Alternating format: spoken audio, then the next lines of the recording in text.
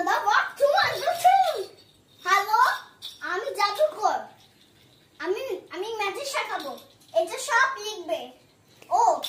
আমার জাদু কলম আছে এই জাদুটা কি রেখে দে ওটা তো সব মুছে গেছে এটা ম্যাজিক শিখাবে হ্যাঁ এটা খালি ঘরে তুমি অক্ষর বসাবে প্রথমটা কি হবে বলো তো